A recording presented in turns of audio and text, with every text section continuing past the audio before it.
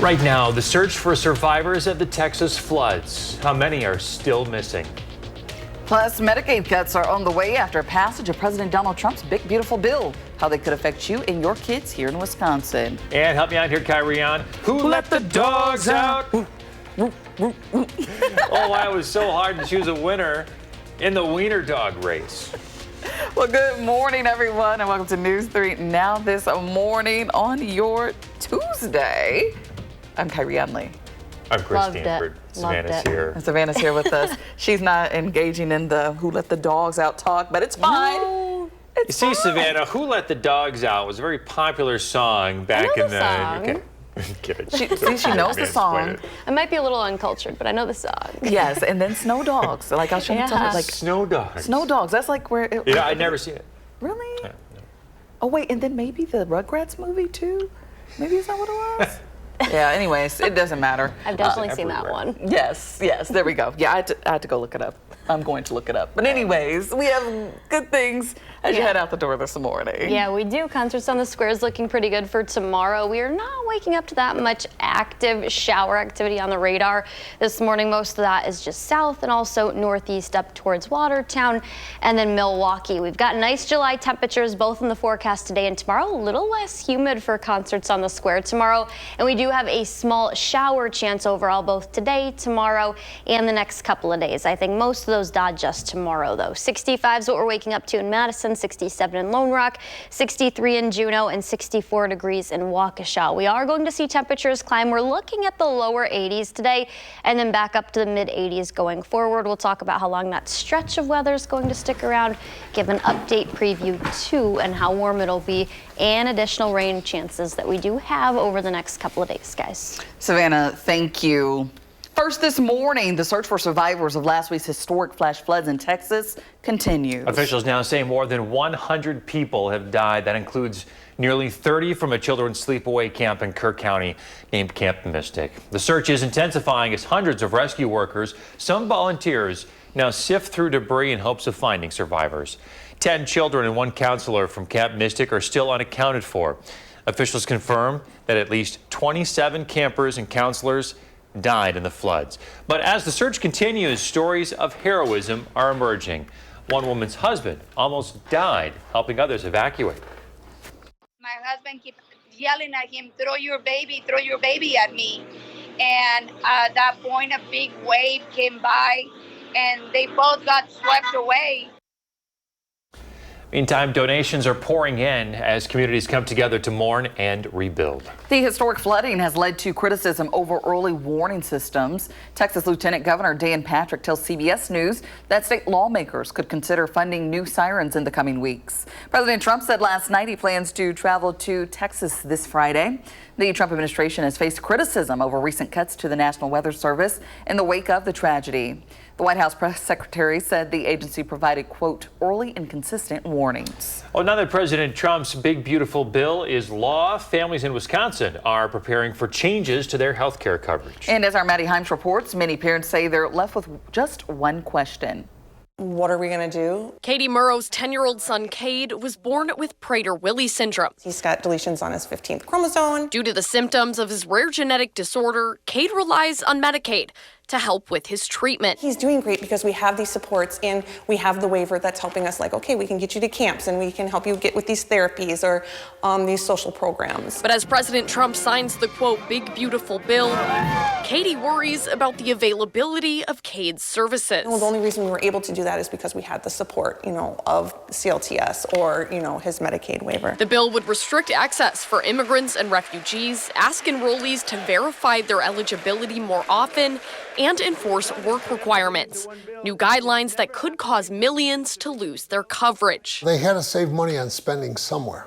They didn't want to take it from defense. They want to take it from immigration, where they added and so forth. UW-Madison public policy and economics professor Tim Smeating says minimizing Medicaid will save federal money, but it's not all savings. Another big thing is there's increased administrative costs because there are work tests on people now. But the state's going to have to add costs to administer those tests. Katie says she too is preparing for extra paperwork. Yes, he's doing great, but no, he still needs the help and the support, from the waiver. As she, like other parents of children on Medicaid, is just hoping to keep her kid covered. I have 5 children, so I'm like, and they all need me, so it's hard. Reporting in Madison, I'm Maddie Heimsch, News 3 Now. In other local news this morning, the Richland County Sheriff's Office is looking for information in the death of a Reedsburg man. The man died after falling from a truck during 4th of July celebrations. First responders were called to a home on Dix Lane, a couple miles west of Cazenovia Friday night. 22-year-old Ethan Piper died at the scene after first responders tried to save his life. Investigators say that he was sitting on the truck's tailgate and fell. Anyone with information should contact the Richland County Sheriff's Office. We now know the identity of a man who died outside of a home in rural Grant County. The sheriff's office identified him as 23-year-old William Schaefer. Deputies were called to a home on Highway 80 Friday morning for reports of a dead man lying on the ground. The sheriff's office says the man died due to an underlying medical condition. 2 Sun Prairie officers are recovering after injuries during a chaotic incident. Police say officers rushed to South Bird Street near Pheasant Run Park after reports of multiple people involved in a dispute. Minors started arguing. The situation turned physical as family members joined in. Officers ended up arresting 4 people, with one facing a battery charge against an officer. 2 minors received citations. 2 more local news. Heads up if you live in Middleton. Tomorrow, weather permitting, line painting work is planned on some local roads. Those roads include Pheasant Branch Road, Donna Drive, University Avenue, Deming Way, North High Point Road, Park Street, and Branch Street. You can find the rest of the affected roads on the Middleton website, cityofmiddleton.us. You can still drive on all of the affected roads. Just watch out for that wet paint. The work should be completed by the end of the day tomorrow. This weekend, Madison is hosting its first Spirit Walk to raise funds for the Tamacaya Water Project. The Tamacaya Water Project helps bring clean water to the village of the same name in Peru. The 20-mile walk will take you throughout the city. It runs from the UW-Madison Arboretum up to Turnville Point Conservation Park. If you want to take part, it starts at 8 o'clock Saturday morning at the Covenant Presbyterian Church. The walk's expected to finish up around 5:30 in the evening at Lake Farm County Park. An event for your whole family is returning to State Street. Talking about the 48th annual Maxwell Street Days that are less than 10 days away now. That big sidewalk sale runs from July 17th through the 20th along the full length of State Streets. Stores are going to offer some special discounts, expanded dining, all while live music and kid-friendly activities are available. Also next week, more than 50 young musicians from the Wisconsin Youth Symphony Orchestra will embark on a 10-day international tour. Alongside other prestigious venues, the group will perform at the Granada International Festival of Music and Dance in Spain. It's their first international trip since 2019. It's such an amazing experience, and to be doing it through WISO, to be performing there, I'm super excited to get immersed in the culture and not only play some exciting music for them, but to perform in those spaces which show such musician and history there. The executive director says the intensive tour experience makes the students sound like a professional orchestra by their final performance. Many participants received scholarship support to make the trip possible. Well, a race in Appleton Sunday ended without a clear winner, or should we say, wiener. Take a look at this here. Wiener dogs taking off full speed. Oh, goodness. Going each and every way possible. There's no clear line of direction here. The canines were participating in an annual race on the baseball field around the game action of the Wisconsin Timber Rattlers baseball team. Several dozens of the small dogs took part in the so-called competition.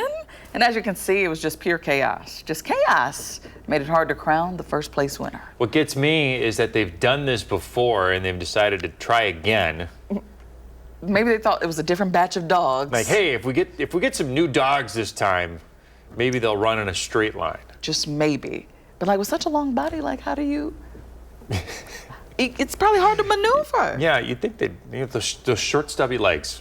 You would think, but they were all over the place. So congrats whoever made the winner may have been, which was no one, it seems. But we're the winner for having such fun beautiful video watch. this morning. Yeah. Exactly. Well, let's check in with Savannah. What's coming up? Well, guys, the big story this morning, couple showers and then the visibility issues that we have. It's a foggy start, areas west of Madison. We'll talk about when these are going to rise. And in your morning sports, the top 100 college football rivalries is out. How many times the Badgers are on the list?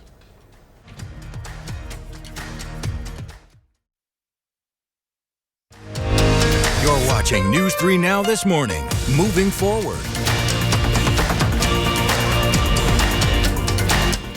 All right, Wednesday tomorrow. You know what that means. Come summertime, it's the third installment of Concerts on the Square. Free event at the Capitol Square, of course. Perfect for a summer night out. Just bring a blanket and enjoy all the good vibes and the music. There's 4 more weeks to enjoy free Wednesday concerts. Food vendors are available, or you can reserve a table with catering. You can mark your spot starting as early as 3 p.m. The music starts at 7. Wednesday's theme is 20th century American music. And performing will be Angela Brown, an internationally acclaimed soprano.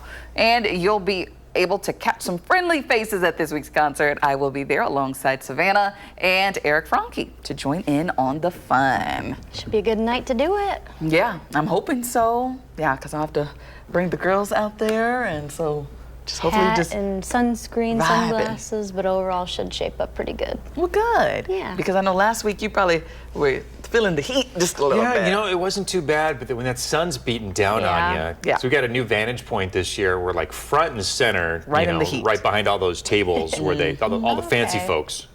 That's where the tables are. And people, you know, where you have the food brought to you. Yeah. That you got to reserve those tables. Anyway, and the sun comes down like right over the Capitol Dome, and it was just like shining on our necks like all night, like in the backs of our head. You get a sunburn? Sunburn on top of sunburn. Yeah. It was just more. Just Never adding helps. to Yeah, it. just- Just just adding bring to it it. All right, well, I do think we'll need the sunscreen and sunglasses tomorrow. We are tracking some sun for Concerts on the Square tomorrow evening. It'll be overall nice night. Might have to dodge a small shower chance, but I really think most of southern Wisconsin and specifically Madison should stay dry. And it's also not going to be too humid. It's humid this morning, especially areas west, and those humidity levels come down for everyone briefly tomorrow before those dew points increase yet again. This is the fog that we're waking up to, not for Madison or areas east. All of that's much more widespread west. Platteville's down to 3, Watertown's down to 1, and Boscobel's at 1/4 of a mile this morning. By that 9 to 10 a.m. time frame, some of those visibilities come up. I think everyone's going to be clear then by about 11 in the morning. The heavy pockets of showers that we're chancing, though, that could still reduce visibility. It's not going to be due to the fog or visibility with that part of things like we're seeing this morning later today. Mid to late morning, we've got that small shower chance, especially north and also south of Madison. And then everybody could see some isolated spotty non-severe thunderstorms later in the day. That's if the atmosphere doesn't zap the energy, these morning round of showers and storms, from what we need for later in the day. We're not waking up to an active radar. Everything kind of towards Watertown and more specifically Milwaukee's coverage area. Dane County right now is dry. Stray shower between us and Wisconsin Dells. All of that's going to move in eventually west of here. Break up a little bit. I think Wisconsin Dells, Camp Douglas could see the morning round later in the afternoon. Most of the heavier pockets of showers are going to pass to our south, but then some spotty ones will affect parts of southern Wisconsin. The better chances for more areas picking up on that rain later this evening. Ultimately, the best chance holds off until Thursday night into Friday. That'll be with our next cold front, and that'll allow more shower chances. Our low pressure eventually is going to track in from Iowa, and that'll increase our shower chances as that moves over closer overhead. Later in the day, Friday, that cold front passes, and then that'll dry us up for the rest of Saturday and hopefully into Sunday too. Another rain chance returns by Monday, and that's when temperatures are going to warm up a little bit more. But overall, going forward, our temperature highs are going to be in the lower to mid 80s, and then overnight lows in the mid to upper 60s. So pretty much exactly where we should be across southern Wisconsin for this time of year.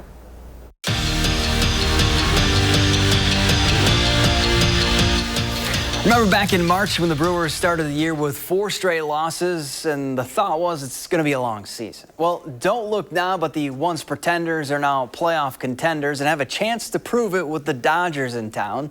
Crew hosting the reigning World Series champs in a 3-game set. And how's this for a first at-bat as a Brewer for Andrew Vaughn? 2 on and 3 gone for Vaughn. He's the 5th Brewer in franchise history to homer in his first plate appearance.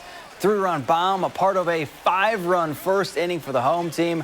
Brewers take game 1 in dominating fashion and might have found the bat that ESPN's Jeff Passan said they needed Monday morning on Wilde and Tausch. I think the Brewers are one big bat away from being a legitimate World Series contender.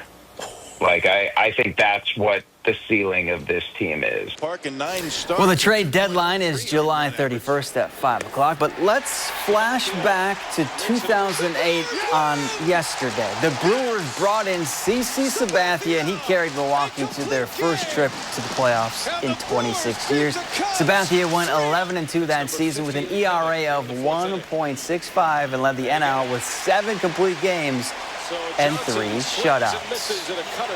Well, to Wisconsin football we go. The Athletic ranked the top 100 college football rivalries, and the Badgers found themselves on the list twice. The battle for the Heartland Trophy between Iowa and Wisconsin sits at number 22, and Paul Bunyan's Axe comes in at number 10. Whitewater's rivalry with Mount Union found its way on the list at 90, and Ohio State-Michigan was college football's #1 rivalry. And that's it for morning sports. Have a great day. Thanks, Zach. In health news this morning, a new definition of obesity means that 1 in 5 Americans are now considered obese. An analysis looked at the European Association for the Study of Obesity's new definition. It looked beyond body mass index and existing health conditions, and it found that many Americans who were previously considered overweight would now qualify as obese. People with obesity have a 50% higher risk of dying compared to adults in the normal weight category. Thinking positive could boost your memory. Chinese researchers recorded the brain activity of people as they viewed various images. They found people who viewed images that elicited positive emotions performed better on memory tests compared to people who viewed images that evoked neutral or negative emotions. And ready to get shopping. Amazon's Prime Day starts today. 4 days this year. They've doubled it from previous years, so it's going to run all the way through Friday. Twice the hours. Yes. That means double the savings, right? It's the first major change since 2017. That's when the third ever sale changed from 1 day to 2 days. You know, they always say it's a sale, but it's usually like marked up before the sale, then like they'll mark it down. They get you. Yeah. All those it makes it look like a sale. tactics they use. Oh yeah, but I'm paying attention, especially to the things that I've been, keeping an eye on. So. Yeah, I mean, I was looking at some of the Apple products that were on sale, like $100 off of a lot of iPads, $100 off of Apple Watches. I mean, so it is a chance to maybe snag something if it was on your list. But what gets you is you buy something that you weren't even looking for. Exactly. It's something you may not have even needed. And then you're like, why did I get this? Yeah. And then, you look back, plenty of purchases of mine, I can say that too. Well, still ahead, we'll show you this year's running of the bulls. Coming up in our next half hour, a new rule at TSA may make your next trip to the airport a little smoother.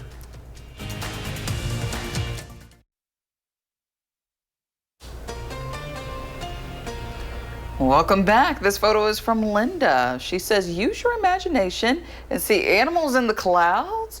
She says, a turtle, a dog with a long nose.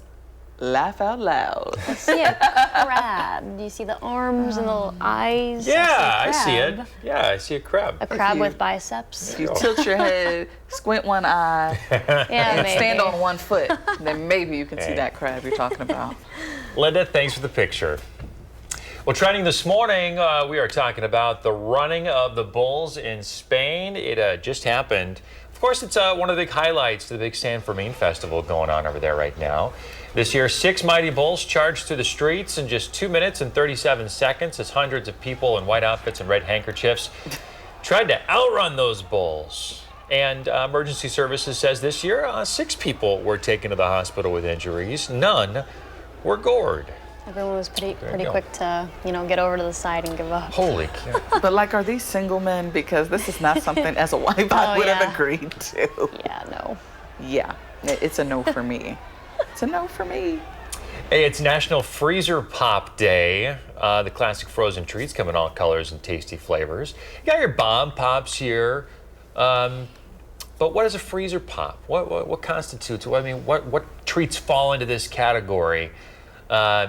What are these? What do you guys call these? These would be a freezer pop. What do you call them? I used to call them like ice pops or push pops. I don't know, because you had to push them up through the little packaging. Yeah, that works. You're both wrong. They're called ices.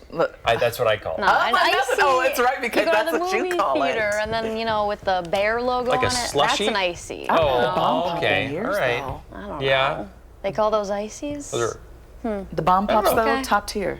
I haven't had one in Yeah, years. those are really good. Yeah. Red, white, and blue. Mm-hmm. All right, well, we're updating you on the weather, rain chances, and fog when we come back.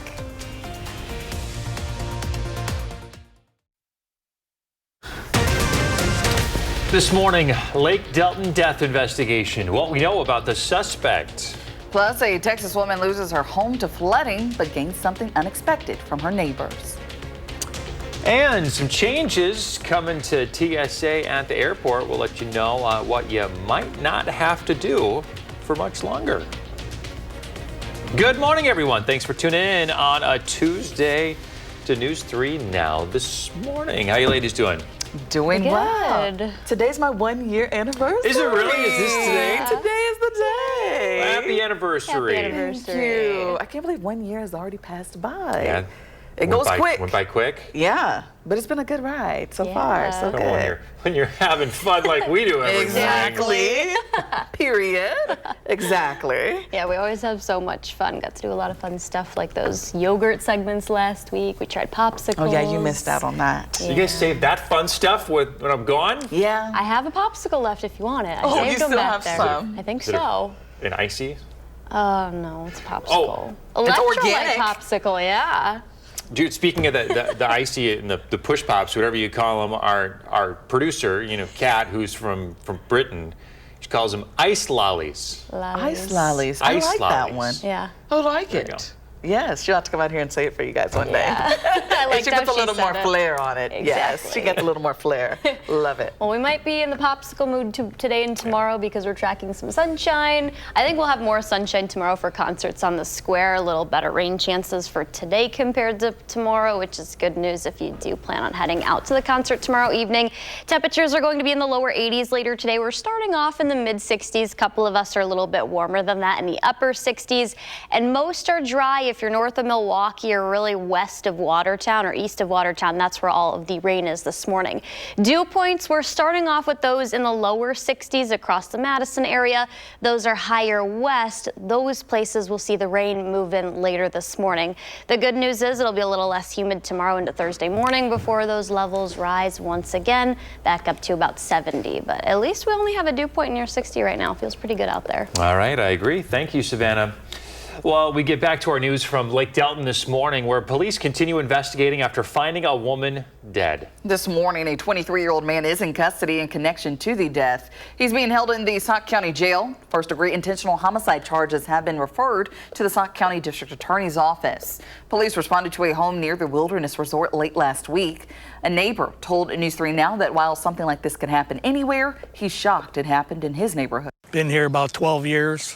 It's been pretty quiet up here. This is kind of a first for this area that I've seen. This is, to me, very much isolated incident. The name of the victim has not yet been released. Well, today, the state Supreme Court will issue a ruling on a case that could have some wide-ranging implications for administrative rulemaking. The Evers v. Markline case follows a 2024 case about withholding funds to buy land for outdoor recreation. It'll answer a question brought up in original arguments, which is agency rulemaking a legislative or an executive power? At its core, this case asks whether it's constitutional for the Joint Committee for Review of Administrative Rules to veto or stall agency rulemaking. Currently, the JCRAR can object to a rule either temporarily or indefinitely. Oral arguments so far have shown it, though, difficult to define rulemaking as solely legislative or executive powers. Good news for travelers. Changes could be coming to airport security checkpoints near you. The New York Times reports that the TSA has started allowing some passengers to keep their shoes on at certain airports. The TSA has not officially announced or confirmed this new policy. Since 2006, most passengers have been required to remove their footwear during screening. Those enrolled in the pre-check program have been able to bypass this step and enjoy expedited screening. This morning, President Trump seems to be escalating his trade war once again. Starting August 1st, 25% tariffs on Japan and South Korea. He's also threatening a dozen other nations with significant taxes on imports. The move extends an initial deadline, allowing nations more time to make deals with the White House. We're keeping our eye on Wall Street this morning after a rough day. Stocks are relatively unchanged this morning. Things are pretty flat in overnight trading before the bell rings here before too long. And it's set to be a big summer shopping week. Multiple retailers are competing for your money with estimated discounts ranging from 10 to 24%. Adobe Analytics predicts Americans will spend nearly $24 billion during Amazon's extended Prime Days. But consumers have the president's tariffs in mind. Most of the stuff that you're going to see online or in store, I mean, that's already in the country. It's not going to be subject to further tariffs. But if you are looking for something that's coming from overseas, like toys, clothing, electronics, now is a good time before potentially higher import taxes. Experts recommend using price-checking tools and stacking discounts with a cashback app. Well, in more national news this morning, Israeli Prime Minister Benjamin Netanyahu and President Donald Trump are celebrating after last month's strikes on Iran's nuclear sites. The two leaders met in Washington last night. It comes as Netanyahu has visited the White House 3 times now in President Trump's second term. He praised the president for his leadership in the Middle East and even nominated him for a Nobel Peace Prize. The president says he is set to meet soon with Iranian officials. Meanwhile, Israel and Hamas seem to be inching closer to a ceasefire in Gaza. The president is turning his focus to the war in Ukraine. He says the U.S. will need to send more weapons. This comes despite a Pentagon announcement last week stating they plan to hold back a shipment of weapons. In Texas right now, the search for the missing continues. Officials now say over 100 people have died, including 30 from a children's sleepaway camp in Kerr County after some catastrophic flooding. Sue Kalberg introduces us to a survivor who's working to rebuild. So y'all, this is Pearl's house. We were just standing around talking, and I didn't think talking was good enough, so I just volunteered to help. There's a lot of helper people showing up here, and what Pearl wants right this minute is to move her stuff to dry ground, keep it under cover. Somebody has offered to give her storage. The first thing she pulled out of the house that she wanted to show me was this plaque on the wall. She said, "Friends are like stars. They shine the brightest when the sky is darkest." And that's what's happening here. Look, more friends are showing up. Pearl says her brother, who has dementia, woke her up saying water was filling the house. I thought I was dreaming because Larry said, "You're not going to believe this, but I got water up to my ankles." Now in the slime, her dreams for her home are slip sliding away. I painted this whole house, and I was gonna try and paint it again, but not anymore. As she juggles an uncertain future, Pearl says she's grateful for all the help that's pouring in. At least temporarily, she has offers of shelter and storage and help. They're using the hashtag #KerrUnited, and they say that's the way it's going to be. In Kerrville, Sue Kalberg, KENS 5. President Trump says he plans to travel to Texas this Friday. The Trump administration has faced criticism over recent cuts to the National Weather Service in the wake of the tragedy. The White House press secretary said the agency provided, quote, early and consistent warnings. A picture of recovery here. Minnesota State Senator John Hoffman is now out of the ICU and in rehab. It comes 3 weeks after he and his wife, Yvette, were shot in their home. That shooting happened around 2 o'clock in the morning, 90 minutes before the deadly shooting of State Representative Melissa Hortman and her husband. A written statement says Hoffman was shot 9 times. His wife was shot 8 times. His wife was released on June 19th. Vance Belter is accused in the shootings. Investigators say that he went to the homes of 2 other elected officials that same night. If convicted, he could face the death penalty. In more local news, a man involved in a deadly 2021 Madison shooting will spend the next 10 years in prison. Justin Burridge will serve 10 years in prison with 5 years of extended supervision for first-degree intentional homicide as a party to a crime, attempted armed robbery as a party to a crime, and harboring or aiding a felon. In November 2021, Burridge and Chabers Link shot and killed 24-year-old Eric Ranson outside of a home on Madison's northeast side. A judge sentenced Link to 20 years in prison. Dodge County putting a fresh coat of paint, so to speak, on its tourism marketing. They're unveiling a new website and some new branding. The tagline now for Dodge County Tourism is New Direction. It hopes to encourage folks to branch out and take in all the county has to offer. The new website is packed full of information about the county, including outdoor recreation, information about local trails and waterways, the best spots to see wildlife or the sunset. Check it out at dodgecountywi.com. Tomorrow, the beloved Broadway musical Wicked opens at the Overture Center. The Witches of Oz will be in Madison through the 27th. You can buy tickets online or at the box office. If you enjoyed the movie and haven't yet seen the stage musical, now is your chance. This weekend, the Dane County Farmers Market is moving to Bree Stevens Field to make way for the 67th Annual Art Fair on the Square. The Farmers Market will be from 7 a.m. to noon. Art Fair on the Square runs Saturday and Sunday. Saturday it's from 9 to 6, and then on Sunday it runs from 10 to 5. Tomorrow is the third installment of Concerts on the Square. Just bring a blanket and enjoy the music. You can save your spot starting at 3, and the concert starts at 7. Tomorrow's theme, 20th Century American Music. And this week, I will be there with Savannah and Eric Franke. Hey, Friday, join News 3 Now at the Duck Pond for Time for Kids Night. Gates are opening at 5:30. There will be a free gift for the first 2,000 kids. SSM Health is going to share their Time for Kids digital device guide too, and we'll have a full digital device safety quiz where kids and parents can answer questions for a chance to win a prize. There'll also be a meet and greet with some News 3 Now talent. First pitch is at 6:30. Kyrion's going to be throwing out that first pitch, the ceremonial first pitch. She has not yet had a chance to warm up and loosen that arm. You don't have to call me out. Well, I'm just saying. I'm getting there. Are you? Well, see, lead photojournalist Mark Schilling told me he's going to bring in a ball. Oh, you guys can have a nice little pitch and catch outside? Oh my gosh.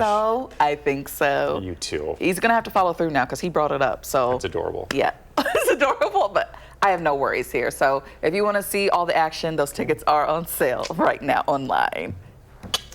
All right, let's check in with Savannah and see what the weather's doing for us this morning. Hey, Savannah. Hey guys, we're tracking a few showers, some fog, but warmer temperatures than just 24 hours ago. We'll talk about the stretch that we're going to see over the next several days. Also ahead, extended families are traveling together more. See how hotels and destinations are adjusting.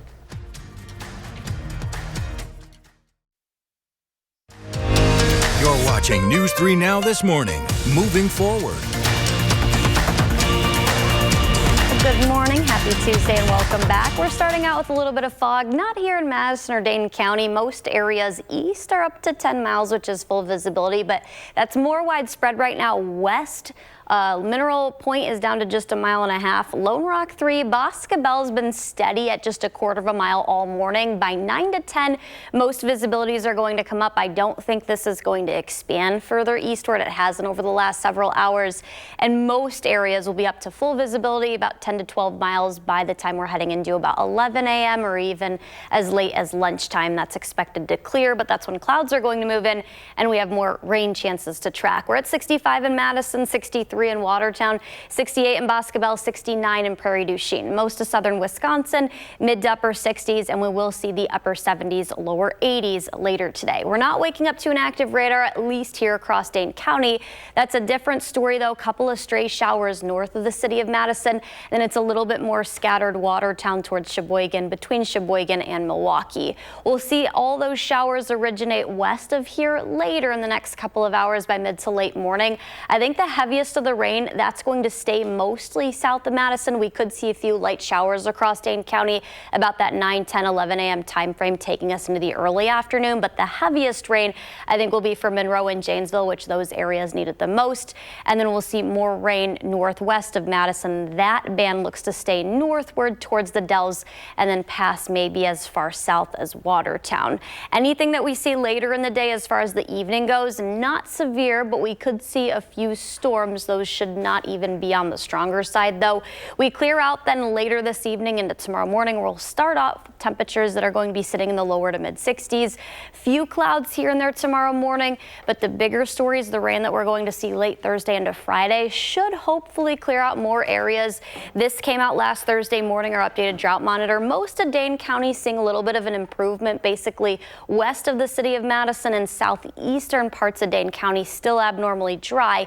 And the areas that need the most rain, not necessarily Platteville, just directly east, and then Monroe and the Janesville areas in green, and Rott County. And those places look like they could see some pretty heavy rain by that late morning, early afternoon time frame. So hopefully some extended relief for those areas. Over the weekend, 80 and then 84 Saturday and Sunday. Looks like a pretty good weekend, and then to start next week off, a little bit more on the warmer side, back up to 86. But, you know, pretty consistent over the next several days. The temps will be in the lower to mid 80s and then lows in the mid to even upper 60s. Okay, so pretty comfortable feeling as you headed out the door. Yeah, Yeah, our dew not too points bad. are a little lower this morning too, which helps. Which is always a positive. Exactly. I think we'll see them rise later, but then they'll come down for concerts on the square tomorrow. Okay. Nice, lucky for you two who will be there. Yes. Yeah, looking forward to it. Yes, lots of fun. Hey, if you want Savannah to plan your day, she'd love to. Just record a video, send a picture, or send us an email. Share your name and where you live and send it our way. You can send it to our website, the First One Weather app, Facebook Messenger, or email, and then watch around this time to see if you come on the air.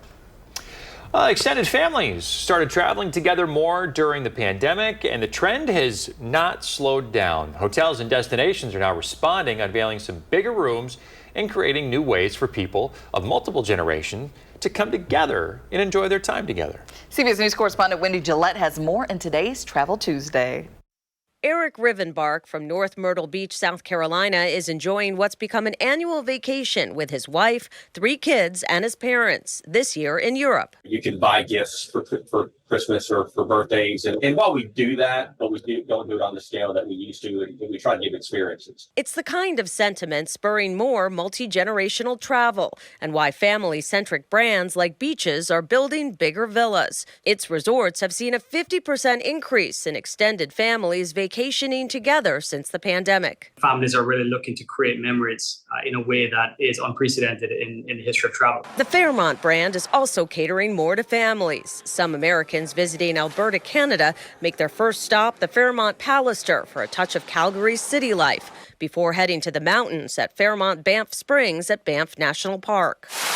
The hotel has a popular all-season alpine spa and a dozen dining options, and just added new family rooms with a twist. We have 20 of these rooms here in the hotel with bunk beds, and that's a new thing for us, and it's also something that's fairly new to the luxury industry. The Quail Lodge and Golf Club here in Carmel, California is seeing similar demand. Its redesigned 2,000-square-foot villas are large enough to sleep 6 people. Along with 2 bedrooms and a large living room, the villas feature patios and fireplaces. The Quail's managing director says they're about 30% more popular than before the pandemic. People are looking to share experiences together. They value the time together. Families want to do things together.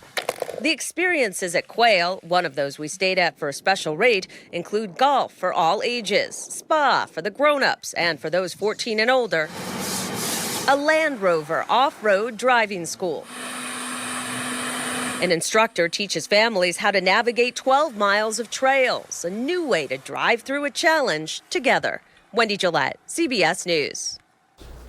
Checking all those boxes for everyone on the trip. Yeah, it's hard to please everybody. Yeah. You know, from the little kids to grandma and grandpa and everybody in between. Hey, a Land Rover, go off-roading in a Land Rover. Not something that I put on my list yet. But no, all right. Yeah, something different. Well, coming up in the morning sprint, how your mindset might be affecting your memory. Got a little kiddo turning 3 soon. Send us a picture. We'll show it on TV. The sprint is next.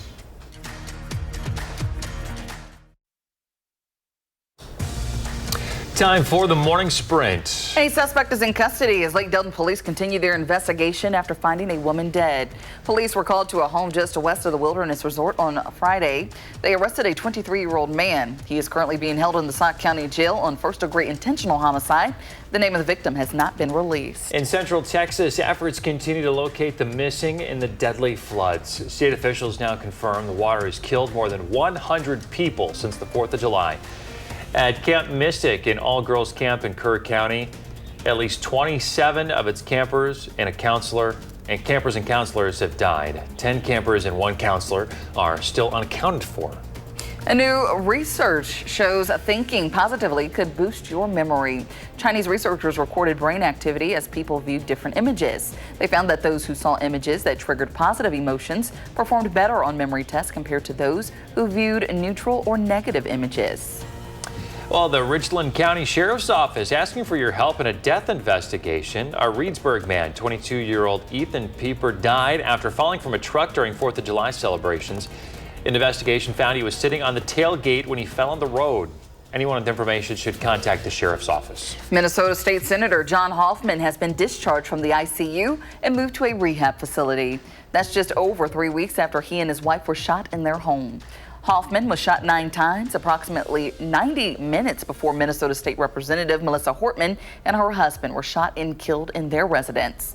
Hoffman's wife was previously released from the hospital. President Trump and Israel's Prime Minister Benjamin Netanyahu are celebrating attacks on Iran. It follows a meeting yesterday. The two men were expected to discuss a new nuclear agreement with Iran, as well as a proposed ceasefire between Israel and Hamas.